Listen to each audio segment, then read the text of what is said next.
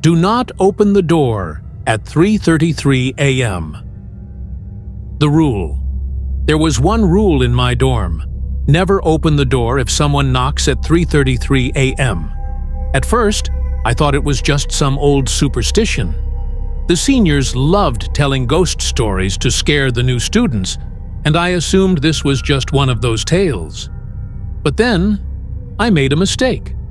I broke the rule. And now, I don't know if I'll ever be free from her.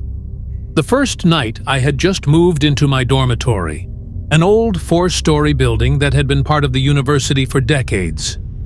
The rooms were small, the walls thin, and at night, the whole place creaked like it was alive. My roommate hadn't arrived yet, so I was alone on my first night. I wasn't scared, until it happened. At exactly 3:33 a.m., I woke up to the sound of knocking. Knock, knock, knock. It wasn't loud, just soft and rhythmic. I blinked, trying to clear my sleepy mind. I looked at my phone and saw the time, 3:33 a.m. I remembered the rule, and for a moment, my heart raced. But then I told myself it was probably a prank. Some seniors messing with the new students. So, I stayed in bed and ignored it. After a few seconds, the knocking stopped. I smiled to myself. Nice try. Then I heard it. A voice. Please, open the door. Help me. It was soft, almost like a whisper, but I could hear the desperation in it. I sat up, my heart pounding. Was someone really out there? Was it a girl in trouble?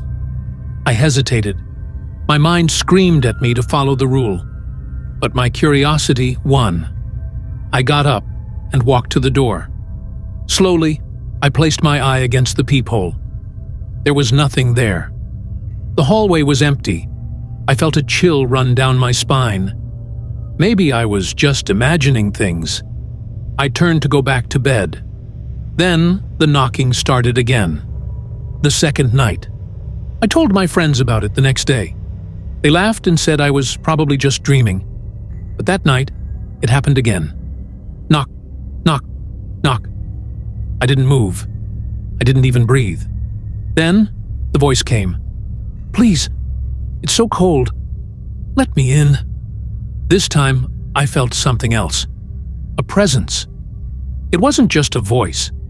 It was like something was standing right behind the door, waiting. I squeezed my eyes shut and covered my ears. And then, it stopped. I barely slept for the rest of the night. The third night. The mistake.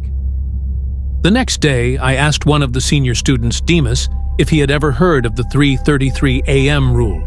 His face turned serious. Did you open the door? He asked. I shook my head. Number, but I almost did. Demas let out a long breath. Good.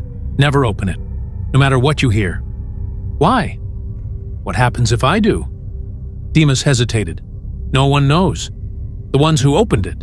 They never tell anyone what they saw, but they always leave. Leave? I frowned. He nodded. They pack their stuff and disappear. They drop out, go home, or just vanish. A cold fear settled in my chest. That night, I promised myself I wouldn't open the door, but I broke that promise. At 3:33 a.m., the knocking came again. Knock, knock, knock. Then the voice. I know you're awake. My blood turned to ice. Just open the door. Please. I don't know why I did it.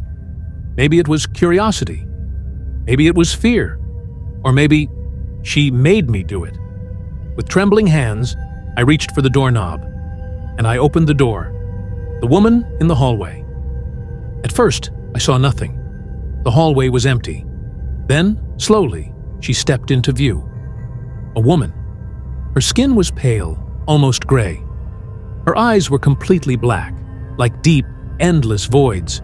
Her long, wet hair stuck to her face, dripping onto the floor. She smiled at me. Her mouth stretched too wide, almost reaching her ears. I couldn't move. I couldn't breathe.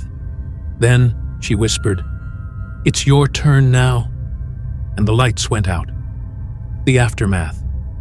I don't remember what happened next. I woke up in my bed, my body drenched in sweat. My door was locked. My phone showed 6 a.m. For a moment, I thought it was a dream. Then I looked at my mirror, and I saw her. She was standing right behind me. I screamed. The CCTV footage. I left the dorm that day. I told my roommate I wasn't feeling well and went to stay with a friend. That evening, I met Demas again. I told him everything. He didn't laugh. He didn't tell me I was crazy. Instead, he took out his phone. "You need to see this," he said. It was a CCTV recording from last night, right outside my room. I watched as the footage showed me opening my door. But there was nothing there. No woman. No shadow. No one. Just me, standing there, staring into the empty hallway. And then, I smiled. But it wasn't my smile. It was her smile.